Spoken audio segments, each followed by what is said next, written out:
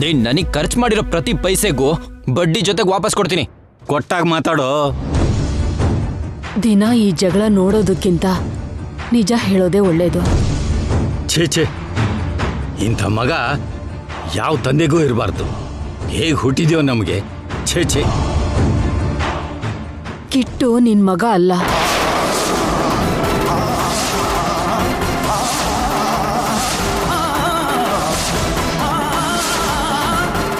ಕಿಟ್ಟು ನಿನ್ಗೂ ಸರೋಜಗೂ ಹುಟ್ಟಿದ ಮಗು ಅಲ್ಲ.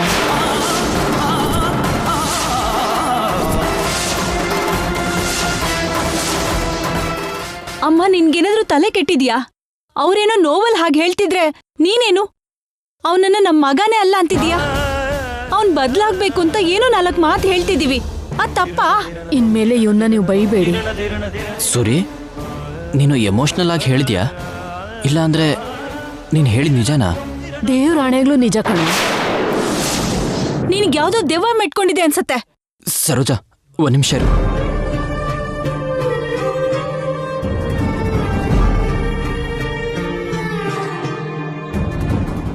ಇವಳ ಹತ್ರ ಯಾವುದೋ ಫ್ಲಾಶ್ ಬ್ಯಾಕ್ ಇದೆ. ಏ ಮುದುಕಿ, ಮರ್ಯಾದೆಯಿಂದ ಹೇಳು. ಈಗ್ಲೂ ನಿಜ ಹೇಳ್ದೆ ಹೋದ್ರೆ ನನ್ಗೆ ಪಾಪ ಸುತ್ಕೊಳ್ಳುತ್ತೆ. ಹೇಳ್ಬಿಡ್ತೀನಿ. ನಿನ್ಗೆ ಮಗು ಆಗ್ಲಿಲ್ಲ ಅಂದ್ರೆ ನಿನ್ನ ಎಲ್ಲಿ ನಿನ್ ಗಂಡ ಬಿಟ್ಬಿಡ್ತಾನೋ ಅಂತ ನನಗ್ ತುಂಬಾ ಭಯ ಆಯ್ತು. ಆಮೇಲೆ ನಿನ್ ಜೀವನ ಏನಾಗುತ್ತೋ ಅಂತ ನಾನು ತುಂಬಾ ಹೆದರ್ಬಿಟ್ಟೆ. ನಾವು ಹಳ್ಳಿಲಿದ್ದಾಗ ಹೆರಿಗೆಗೋಸ್ಕರ ಹಾಸ್ಪಿಟ್ಲಿಗೆ ಹೋಗಿದ್ವಲ್ಲ, ಆಗ ನಿನ್ಗೆ ಹುಟ್ಟಿದ ಮಗು ಕೂಡ ಸತ್ತೋಗಿತ್ತಮ್ಮ. ಪಕ್ಕದ ವಾರ್ಡಲ್ಲಿ ವೇದವತಿ ಅನ್ನೋ ಶ್ರೀಮಂತರು ಒಬ್ಳು ಕಿಟ್ಟುಗೆ ಜನ್ಮ ಕೊಟ್ರು. ಸತ್ತೋಗಿರೋ ಮಗುನ ಅವ್ರ ಪಕ್ಕದಲ್ಲಿಟ್ಟು ಕಿಟ್ಟುನ ನಿನ್ ಪಕ್ಕದಲ್ಲಿಟ್ಟು ನಿನ್ನ ತಾಯಿ ಮಾಡ್ದೆ ಅಮ್ಮ. ಇಷ್ಟು ದಿವಸ ಈ ನಿಜನ ನಿಮ್ಮ ಹತ್ರ ಮುಚ್ಚಿಡ್ಬೇಕಾಯ್ತು. ಈಗ ಕೂಡ ಹೇಳಲಿಲ್ಲ ಅಂದ್ರೆ ತಂದೆ ಮಗ ಅಲ್ದೇ ಇರೋ ಇವರು ಶತ್ರುಗಳಾಗ್ಬಿಡ್ತಾರೆ.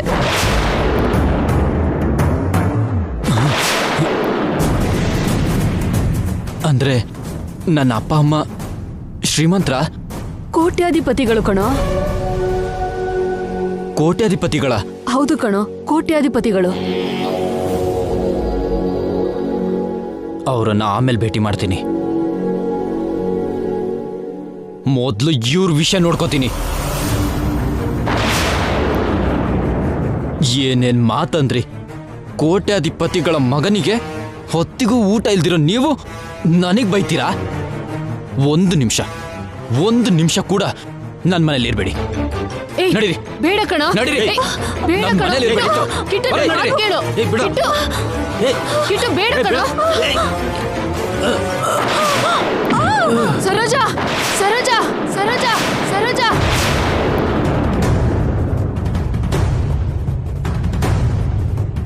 ಕನ್ಸ್ ಕಾಣ್ತಿದ್ನಾ? ಅಯ್ಯೋ, ನಾನ್ ನಿಜ ಹೇಳ್ಬಿಟ್ರೆ ನನ್ನ ಮಗಳು ನನಗ್ ಸಿಗೋದಿಲ್ಲ. ನಿಜ ಹೇಳ್ಬಾರ್ದು.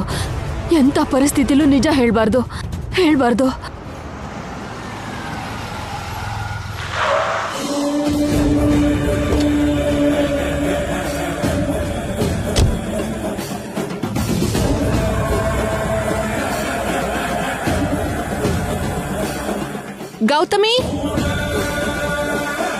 ಗೌತಮಿ, ನಿಹಾ, ಏನ್ ಬೇಬಿ, ಮತ್ತೆ ಶಾಕಿಂಗ್ ನ್ಯೂಸ್ ಏನ್ ತಗೊಂಡ್ ಬಂದಿಲ್ಲ ಅಲ್ವಾ? ನಾನಂದ್ರೆ ನಿಮಗ್ ತುಂಬಾ ತಮಾಷೆ ಆಗೋಗಿದ್ದೀನಲ್ವಾ? ನಾನ್ ನಿಜವಾಗ್ಲೂ ಕೇಳಿದೆ ಬೇಬಿ, ನಿನ್ನ ವಿಷಯದಲ್ಲಿ ನಮಗೇನ್ ತಮಾಷೆ? ಆ ದುಬೈ ಅವನಲ್ಲಿ ಮನೇಲಿ ಹುಚ್ಚು ಹಿಡಿತಿದೆ ಅಂತ ಹೊರಗಡೆ ಹೋಗಿದ್ದಾನೆ. ಅದ್ ಸರಿ, ಏನ್ ವಿಶೇಷಗಳು? ಸದ್ಯಕ್ಕೆ ಎಲ್ಲ ಶೇಷಗಳೇ, ವಿಶೇಷ ಏನೂ ಇಲ್ಲ. ಆ ಮನೇಲಿ ಪರಿಸ್ಥಿತಿ ಚೆನ್ನಾಗಿಲ್ಲ, ನನ್ನ ಪರಿಸ್ಥಿತಿ ಕೂಡ ಚೆನ್ನಾಗಿಲ್ಲ. ಅವನೇನು ಪಕ್ಕದ ಮನೆಯವಳು ಅಂತ ಟಾರ್ಚರ್ ಕೊಡ್ತಾ ಇದ್ದಾಳೆ.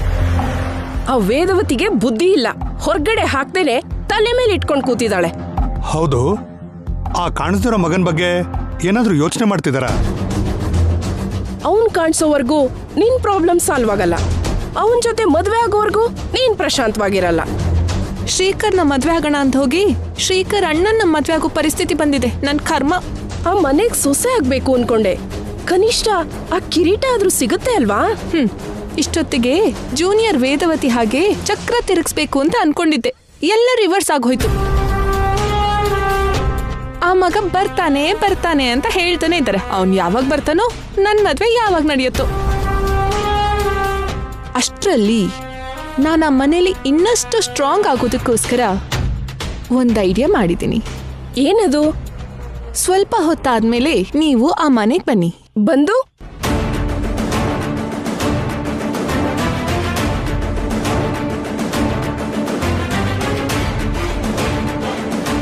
ಅರ್ಥ ಆಯ್ತಲ್ವಾ? ನಿಹಾ, ನೀ ತುಂಬಾ ಎಕ್ಸ್ಟ್ರೀಮ್ ಯೋಚನೆ ಮಾಡಿರೋ ಹಾಗಿದ್ಯಾ. ಇಂಥ ಸ್ಟೆಪ್ ಯಾವ್ದಾದ್ರೂ ಒಂದು ತಗೊಳ್ಳಿಲ್ಲ ಅಂದ್ರೆ ನಾಳೆ ಬೆಳಿಗ್ಗೆ ಎದ್ದು ಸಿಂಪಲ್ ಆಗಿ ಸಾರಿ ಅಂತ ಹೇಳ್ತಾರೆ. ಅವಾಗ ನಾವು ನಮ್ ಸಂಬಂಧಿಕರ ಹತ್ರ ಮಾತ್ರ ಅಲ್ಲ, ರೋಡಲ್ಲಿ ಹೋಗೋರ್ ಹತ್ರ ಕೂಡ ಕೀಳಾಗಿ ಹೋಗ್ಬಿಡ್ತೀವಿ.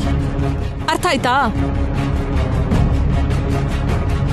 ನೀನ್ ಇವಾಗ ಅಡ್ಗೆ ಮಾಡೋ ಕಾರ್ಯಕ್ರಮನೆಲ್ಲ ನಿಲ್ಸಿ ಬೇಗ ಹೊರಟು ಬನ್ನಿ.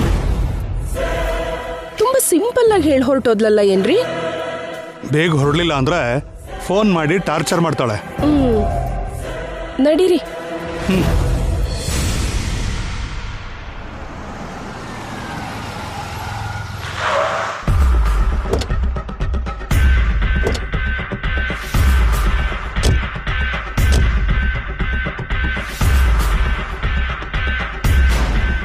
ಚಿಕ್ಕಿಲಿಗಳು ಬೆಟ್ಟದ ಜೊತೆ ಹೋರಾಟ ಮಾಡ್ತಿರೋ ಹಾಗಿದೆ ನಮ್ಮ ಪರಿಸ್ಥಿತಿ.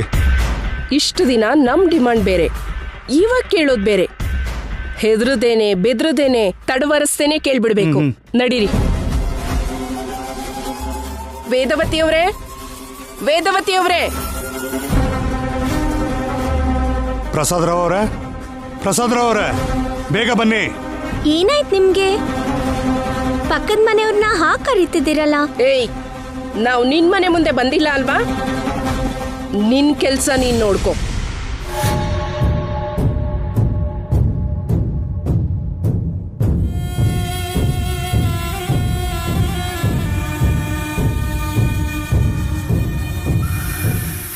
ಏನಾಯ್ತಮ್ಮ? ಯಾಕೆ ಬಂದಿದ್ದೀರಾ? ಏನೋ ಸ್ಕೆಚ್ ಹಾಕಿ ನಿಹಾರಿಕಾನೆ ಕರೆಸ್ಕೊಂಡಿರ್ತಾಳೆ. ಇಲ್ಲ ಅಂದ್ರೆ ಅವರಿಬ್ರು ಹಾಗೆ ಎಮೋಷನಲ್ ಆಗಿ ಮಾತಾಡಲ್ಲ. ಹೌದು. ಏನಾಯ್ತು ರೀ? ನಮ್ ನಿಹಾರಿಕಾ ಪರಿಸ್ಥಿತಿ ಏನ್ರಿ? ಸೇಮ್ ಕ್ಯಾಸೆಟ್ಟು ಹಾಕಿ ಹಾಕಿ ಕಿತ್ತೋಯ್ತು. ಇರೋ ಒಬ್ಳು ಮಗಳಿಗೆ ಮದುವೆ ಮಾಡಕ್ಕಾಗ್ತಿಲ್ಲ. ನಮ್ಗೆ ಎಷ್ಟು ನೋವಾಗತ್ತೆ. ನಮ್ ಎರಡನೇ ಮಗ ಬರ್ತಿದ್ದಾಗೆ ಮಾಡ್ತೀವಿ ಅಂತ ಹೇಳಿದ್ವಲ್ರಿ. ಒಂದ್ ವೇಳೆ ಬರ್ಲಿಲ್ಲ ಅಂದ್ರೆ ಏನು ಅಂತ ಅವ್ರ ನೋವು. ಬರಲ್ಲ ಅನ್ನೋ ಅನುಮಾನ ಯಾಕೆ? ಬರ್ತಾನೆ ಅನ್ನೋ ನಂಬಿಕೆ ಏನು? ಅವನ್ ಬಗ್ಗೆ ಅಷ್ಟಕ್ಕೂ ನೀವ್ ಏನ್ ಪ್ರಯತ್ನ ಮಾಡಿದಿರಿ ಅಂತ? ಅದು ನಿಜಾನೇ ಅಲ್ವಾ? ನೋಡಿ, ನನ್ನ ಮಗ ಖಂಡಿತವಾಗ್ಲೂ ಬರ್ತಾನೆ ಅಂತ ನನ್ ಮನ್ಸು ಹೇಳ್ತಿದೆ. ಅಲ್ಲಿವರೆಗೂ ನಾನ್ ನಿಹಾರಿಕಾನ ನನ್ ಮಗಳ ಹಾಗೆ ನೋಡ್ಕೋತೀನಿ. ನಂಬಿಕೆ ಸತ್ತೋಗ್ತಿದೆ ರೀ. ನೀವ್ ನಂಬೇಕು ಅಂದ್ರೆ ನಾನೇನ್ ಮಾಡ್ಬೇಕು? ನಿಹಾರಿಕಾ ಜೀವನದ ಬಗ್ಗೆ ನೀವೊಂದ್ ಭರವಸೆ ಕೊಡ್ಬೇಕು. ಯಾವ ರೀತಿ ಭರವಸೆ ಕೊಡ್ಬೇಕು ಅಂತ ಹೇಳಿ. ಕೇಳದ ಮೇಲೆ ನೀವು ಮಾತು ತಪ್ಪದ್ರೆ? ಕೇಳಿದ ಮೇಲೆ ನಾವ್ ಇಲ್ಲ ಅಂದ್ರೆ ಮಾವ ಕೇಳಿ. ನೀವು ನೋ ಅಂದ್ಮೇಲೆ ನಾ ಮಾತಾಡಿ ಏನ್ ಪ್ರಯೋಜನ ಇರುತ್ತೆ? ಹಾಗಾಗಲ್ಲ ಅಂತ ಹೇಳ್ತಿದ್ದೀನಲ್ಲ. ಸರಿ, ಅತ್ತೆ ಅವರು ಅಮ್ಮನವ್ರ ಮೇಲೆ ಆಣೆ ಮಾಡ್ತಾರೆ. ಅವಾಗ್ಲಾದ್ರೂ ನಂಬ್ತೀರಾ? ನಂಬ್ತೀವಿ. ನಂಬ್ತೀವಿ. ಹಾಗಾದ್ರೆ ಆಣೆ ಮಾಡಿಯತ್ತೆ. ಅತ್ತೆ, ಅವಸರ ಪಟ್ಟು ಆಣೆ ಮಾಡ್ಬೇಡಿ. ನಿಮ್ಗೇನ್ ಸಂಬಂಧ ಇದೆ? ನೀವು ನಿಮ್ಮನೆಗೆ ಹೋಗಿ. ಅಮ್ಮ, ಹೀಗೆ ತುಂಬಾ ಸಲ ನಡೆದಿದೆ. ನಡೆದಿರೋ ಪ್ರತಿ ಸಲ ಫ್ಯಾಮಿಲಿಗೆ ಎಫೆಕ್ಟ್ ಆಗಿದೆ. ಯೋಚನೆ ಮಾಡಮ್ಮ. ಆಣೆ ಮಾಡಿ ಅಂದ್ರೆ ಇಷ್ಟೊತ್ತು ಯೋಚನೆ ಮಾಡ್ತಿದ್ದೀರಾ? ಇನ್ನೀವ್ ನಮ್ ನಿಹಾರಿಕಾಗೋಸ್ಕರ ಏನ್ ಮಾಡ್ತೀರಾ ರೀ?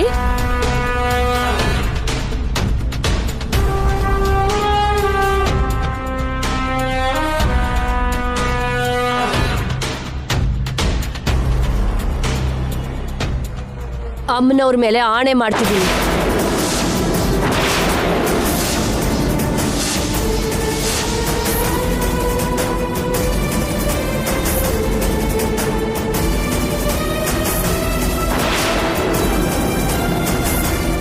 ನಿಮ್ಮ ಮಗಳನ್ನ ಕರ್ಕೊಂಡು ಬಂದು ನನ್ನ ಮನೇಲಿ ಇಟ್ಕೊಂಡಿದ್ದೀನಿ. ನಿಮ್ಮ ಮಗಳಿಗೆ ಅನ್ಯಾಯ ಮಾಡೋದಿಲ್ಲ. ಏನ್ ಮಾಡ್ಬೇಕು ಅಂತೀರಾ ಹೇಳಿ. ನಿಮ್ ನಂತರ ನಮ್ ನಿಹಾರಿಕಾನೇ ಅಲ್ವಾ ನಿಮ್ ವಾರಸ್ದಾರಳು? ಹೌದು. ಹಾಗಾದ್ರೆ ನಿಮ್ ಎಲ್ಲ ಆಸ್ತಿನೂ ನಮ್ ನಿಹಾರಿಕಾ ಹೆಸರಿಗೆ ಬರೀರಿ.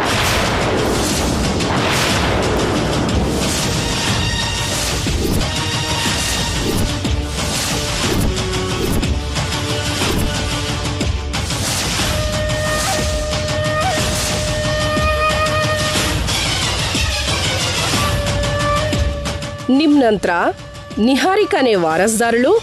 ನಿಹಾರಿಕಾಗೆ ಅಧಿಕಾರ ಆಸ್ತಿ ಎಲ್ಲ ನಿಹಾರಿಕಾ ಹೆಸರಲ್ಲೇ ಇರುತ್ತೆ ಅಂತ ಪೇಪರ್ ಪ್ರಕಟಣೆ ಕೂಡ ಹಾಕ್ಸಿ.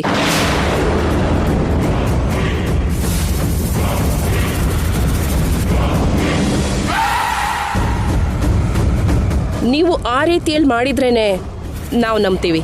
ಅಮ್ಮ, ತಲೆ ಕೆಟ್ಟಿದ್ಯಾ ನಿಂಗೆ? ನೀನ್ ಏನ್ ಕೇಳ್ತಿದ್ಯಾ ಅಂತ ಅರ್ಥ ಆಗ್ತಿದ್ಯಾ? ಅಂಥ ವಿಷಯ ಎಲ್ಲ ಇವಾಗ ಅಗತ್ಯನಾ? ಸ್ವಲ್ಪ ಹೊತ್ತಾದ್ಮೇಲೆ ನೀವು ಆ ಮನೆಗೆ ಬನ್ನಿ. ನಮ್ ನಿಹಾರಿಕಾನ ನಿಮ್ಮನೇಲೆ ಬಿಡ್ಬೇಕು ಅಂದ್ರೆ ಪ್ರಾಪರ್ಟೀಸ್ ಎಲ್ಲ ನಿಹಾರಿಕಾ ಹೆಸರಿಗೆ ಟ್ರಾನ್ಸ್ಫರ್ ಮಾಡಿ ಅಂತ ನೀವು ಅವ್ರ ಹತ್ರ ಹೇಳ್ಬೇಕು. ನನ್ ಜಾತಕನ ಅಡ್ಡ ಇಟ್ಕೊಳ್ಳಿ, ಅಮ್ಮನವರನ್ನ ಅಡ್ಡ ಇಟ್ಕೊಳ್ಳಿ. ಅದನ್ ಬಿಟ್ರೆ ವೇದವತಿ ಇನ್ಯಾವುದಕ್ಕೂ ಬಗ್ಗಲ್ಲ. ನಟನೆಯಲ್ಲಿ ನನ್ನ ಮಗಳನ್ನ ಮೀರ್ಸೋರೇ ಇರಲ್ಲ. ಇನ್ನೇನೋ ಬೇರೇನೋ ಕೇಳ್ತೀರಾ ಅಂತ ಅನ್ಕೊಂಡ್ರೆ ಇಂಥ ಕೋರಿಕೆ ಕೇಳ್ತೀರಾ ಅಂತ ಅನ್ಕೊಂಡಿರ್ಲಿಲ್ಲ. ಅವರೇ ಕೇಳ್ತಾ ಇದ್ದಾರಾ ಅಥವಾ ನೀನ್ ಕೇಳಿಸ್ತಾ ಇದೀಯಾ? ಇದು ನಮಗ್ ಸಂಬಂಧಿಸಿರೋ ವಿಷಯ, ನೀನ್ ತಲೆ ಹಾಕ್ಬೇಡ.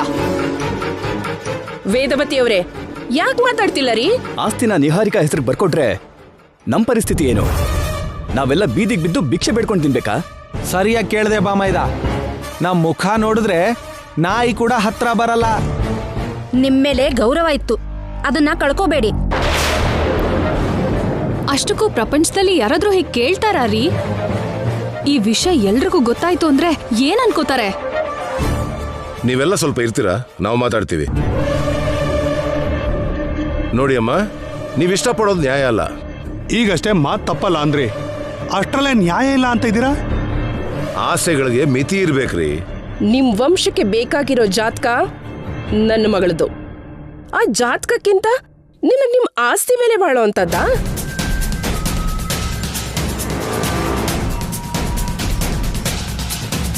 ನಿಮ್ ಆಚಾರ ಸಂಪ್ರದಾಯಗಳನ್ನ ಮುಂದುವರಿಸ್ಕೊಂಡು ಹೋಗೋ ಅರ್ಹತೆ ಇರೋದು ನನ್ನ ಮಗಳಿಗೆ. ಆ ಅರ್ಹತೆಗಿಂತ ದೊಡ್ಡದ ನಿಮ್ ಸಂಪಾದನೆ?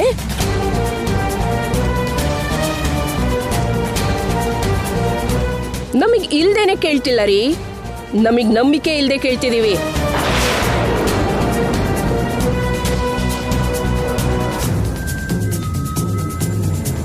ವೇದವತಿಯವರೇ, ಅಮ್ಮನವ್ರ ಮೇಲೆ ಆಣೆ ಮಾಡಿದೀರಾ ಅಲ್ವಾ? ಮಾತು ಉಳಿಸ್ಕೋತಿರೋ ತಪ್ತಿರೋ ನೋಡೋಣ.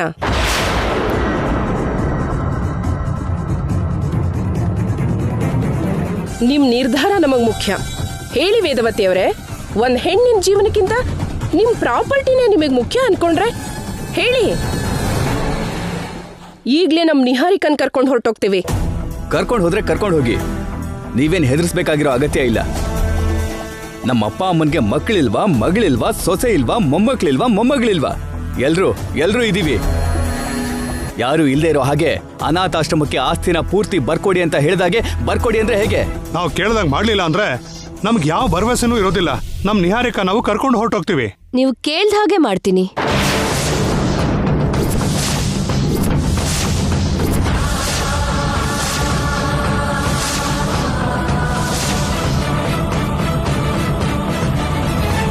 ಸಾವಿರ ಕೋಟಿ ಆಸ್ತಿ ಇದ್ರೂ ಕೂಡ ಒಂದು ಹೆಣ್ಣಿನ ಜೀವನಕ್ಕೆ ಸಮ ಆಗೋದಿಲ್ಲ. ನೀವು ಕೇಳಿದ್ರಲ್ಲಿ ತಪ್ಪಿಲ್ಲ.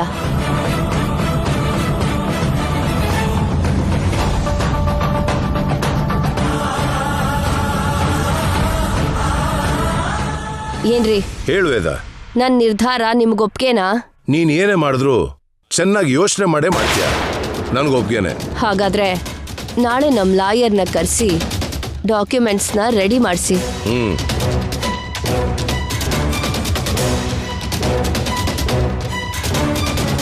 ಗೌತಮಿ ಅವರೇ, ನೀವು ನಾಳೆ ಬನ್ನಿ.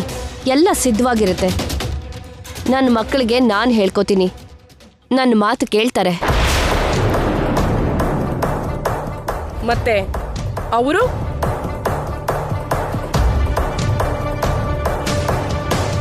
ನಿನ್ನೆ ಬಂದಿರೋ ದುಡ್ಡಲ್ಲಿ ಪಾಲೇ ಬೇಡ ಅಂತ ಹೇಳಿದ್ರು. ಅವರಿಗೆ ಆಸ್ತಿ ಮೇಲೆ ಆಸೆ ಇಲ್ಲ ಅಂತ ಅನ್ಕೋತಾ ಇದ್ದೀನಿ. ಅವರು ಕೂಡ ಸಹಿ ಮಾಡ್ತಾರೆ. ವೇದವತಿ ನಿರ್ಧಾರ ತಗೊಂಡ್ಮೇಲೆ ಯಾರು ಕೂಡ ಬೇಡ ಅನ್ನೋದಿಲ್ಲ, ಅನ್ಲೂಬಾರ್ದು. ನೀವಿನ್ ಹೊರಡಿ.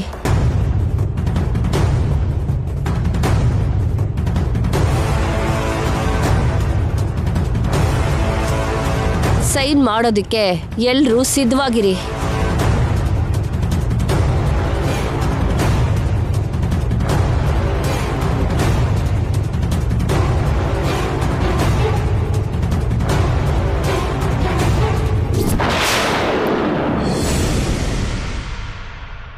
ಅಮ್ಮ ತಗೊಂಡಿರೋ ನಿರ್ಧಾರ ಎಂಥ ಪರಿಣಾಮಗಳಿಗೆ ದಾರಿ ಮಾಡಿಕೊಡುತ್ತೆ ಅಂತ ತುಂಬ ಭಯ ಆಗ್ತಿದೆ.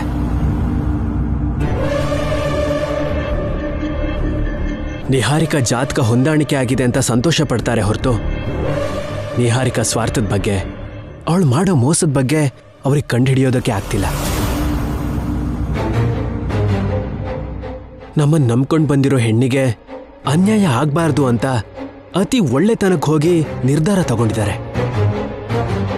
ಅವಳು ಕುಟುಂಬನೇ ಮುಳುಗಿಸ್ತಾಳೆ ಅಂತ ಅವ್ರು ಯಾಕೆ ತಿಳ್ಕೋತಾ ಇಲ್ಲ?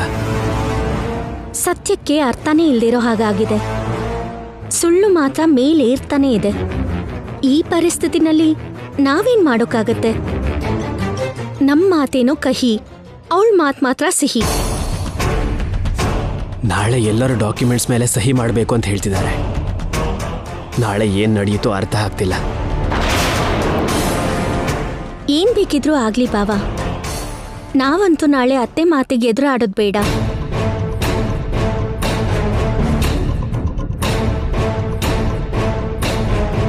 ನಿನ್ನೆ ದುಡ್ಡು ಬೇಡ ಅಂತ ನಾವ್ ಹೇಗ್ ನಿರ್ಧಾರ ತಗೊಂಡ್ವೋ, ನಾಳೆ ಆಸ್ತಿ ವಿಷಯದಲ್ಲಿ ಕೂಡ ನಾವ್ ಹಾಗೇ ಇರ್ಬೇಕು. ನಮಗ್ ಹಣಕ್ಕಿಂತ ಬಂಧುತ್ವ ಮುಖ್ಯ. ನಾಳೆ ನಾವು ಸಹಿ ಹಾಕೋಣ.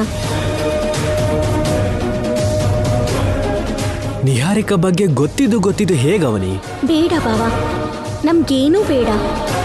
ಫ್ಯೂಚರಲ್ಲಿ ನಾವು ಅತ್ತೆ ಪ್ರೀತಿಗೆ ಹತ್ರ ಆದ್ರೆ ಸಾಕು.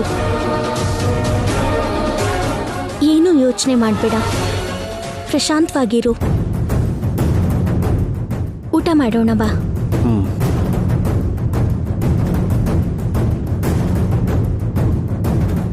ಅವನಿ ನಾಳೆ ಅಡ್ಡಿ ಮಾಡ್ತಾಳೆ ಅಂತ ಅನ್ಕೊಂಡಿದ್ದೆ. ಅವಳ ಮನ್ಸು ಬದಲಾಯಿಸ್ಕೊಂಡು ಶ್ರೀಕರ್ ಮನ್ಸನ್ ಕೂಡ ಬದಲಾಯಿಸಿದ್ಲು. ಇನ್ನು ನನಗೆ ಸೋಲೇ ಇಲ್ಲ.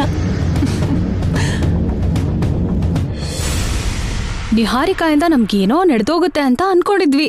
ಕೊನೆಗೆ ಆಸ್ತಿನೆಲ್ಲ ತಗೊಂಡು ಹೋಗಿ ಅವಳ ಹೆಸರಿಗೆ ಬರೀತಿದ್ದಾರೆ. ಇದ್ ಎಷ್ಟು ಮಟ್ಟಿಗೆ ನ್ಯಾಯ ಹೇಳಿ? ನ್ಯಾಯ ಅಲ್ವೇ ಅಲ್ಲ, ಅತ್ತೆದು ಹೇಳಿತನ ಅಷ್ಟೇ. ಅವಸರ ಪಟ್ಟು ಮಾತು ಕೊಡೋದು ಅಂದ್ರೇನು? ಅರೆ, ವಾರಸ್ದಾರರು ಇಷ್ಟು ಜನ ಇರ್ಬೇಕಾದ್ರೆ ಹೊರಗಡೆ ವ್ಯಕ್ತಿಗೆ ಬರ್ಕೊಡೋದು ಅಂದ್ರೇನು? ನಾಳೆ ನಿಜವಾಗ್ಲೂ ಎಲ್ಲ ಆಸ್ತಿನೂ ನಿಹಾರಿಕಾ ಹೆಸರು ಟ್ರಾನ್ಸ್ಫರ್ ಆಯ್ತು ಅಂದ್ರೆ ನಮ್ ಜುಟ್ಟೆಲ್ಲ ನಿಹಾರಿಕಾ ಕೈಗೆ ಸಿಕ್ಕಾಗೇನೆ. ನಿಹಾರಿಕಾ ಕ್ಯಾರೆಕ್ಟರ್ ಬಗ್ಗೆ ನಮಗ್ ಗೊತ್ತಿರೋ ಹಾಗೆ ಅಮ್ಮಮ್ಮ ಅವ್ರಿಗೆ ಗೊತ್ತಿಲ್ಲ ಅಲ್ವಾ? ಅದಕ್ಕೆ ಹಾಗೆ ಮಾಡ್ತಿದ್ದಾರೆ. ತಾತ ಅವ್ರ ಪರಿಸ್ಥಿತಿ ಇವಾಗ ಹೇಗಿದೆ ಅಂದ್ರೆ ನಿಹಾರಿಕಾ ಒಳ್ಳೆಯವಳಲ್ಲ ಅಂತ ಇವಾಗ ನಾವು ಎಲ್ರೂ ಹೋಗಿ ಹೇಳಿದ್ರು ಅವ್ರು ನಂಬೋದಿಲ್ಲ. ಅಷ್ಟೇ ಅಲ್ವಾ? ಮತ್ತೆ ನಾವು ಸಹಿ ಹಾಕ್ದೇನೆ ಏನ್ ಮಾಡ್ಬೇಕು ಅಂತ ಯೋಚನೆ ಮಾಡ್ಬೇಕು. ಹಾಯ್ ಟೀಮ್ ಮೆಂಬರ್ಸ್, ಈ ಟೈಮಲ್ಲಿ ನೀವೆಲ್ಲರೂ ಸೇರಿ ಮೀಟಿಂಗ್ ಇಟ್ಕೊಂಡಿರ್ತೀರಾ ಅಂತ ನನಗೆ ಚೆನ್ನಾಗಿ ಗೊತ್ತು. ನನ್ನ ಬಗ್ಗೆನೇ ಮಾತಾಡ್ಕೋತಿರ್ತೀರಾ ಅಲ್ವಾ? ದಯವಿಟ್ಟು ಯಾವುದೇ ರೀತಿಯ ಅನುಮಾನನೂ ಇಟ್ಕೋಬೇಡಿ. ನಿಮ್ ಎಲ್ಲರ ಆಸ್ತಿನೂ ನನ್ನ ಹೆಸರು ಟ್ರಾನ್ಸ್ಫರ್ ಆದ್ರೂ ನೀವು ಭಯ ಪಡ್ಬೇಕಾಗಿರೋ ಅವಶ್ಯಕತೆ ಇಲ್ಲ. ಯಾಕೆ? ಆಮೇಲೆ ನಾವು ಬೀದಿಗೆ ಬಿದ್ದು ಅಮ್ಮ ಧರ್ಮ, ಅಯ್ಯ ಧರ್ಮ ಅಂತ ಭಿಕ್ಷೆ ಬೇಡೋದಕ್ಕೆ ನಮಗ್ ಬಂಗಾರದ ಪ್ಲೇಟ್ ಕೊಡ್ತೀಯಾ? ಪೃಥ್ವಿರಾಜ್ ಅವರೇ, ಏನ ಮಾತುಗಳು? ನಾನು ನಿಮ್ ಪಾರ್ಟ್ನರು. ನಿಮ್ ಪ್ರಾಪರ್ಟೀಸ್ ಎಲ್ಲ ನನ್ನ ಹತ್ರ ಭದ್ರವಾಗಿರತ್ತೆ. ತೋಳದ ಹತ್ರ ಕೋಳಿ ಭದ್ರವಾಗಿರುತ್ತೆ ಅನ್ನೋದು ಹೇಗ್ ನಂಬಕ್ ಆಗದೆ ಇರೋ ನಿಜಾನೋ ನಿನ್ ಹತ್ರ ನಮ್ ಪ್ರಾಪರ್ಟೀಸ್ ಇರಲ್ಲ ಅನ್ನೋದು ಅಷ್ಟೇ ನಿಜ. ನೀವು ಅನಾವಶ್ಯಕವಾಗಿ ಭಯ ಪಡ್ತಾ ಇದ್ದೀರಾ.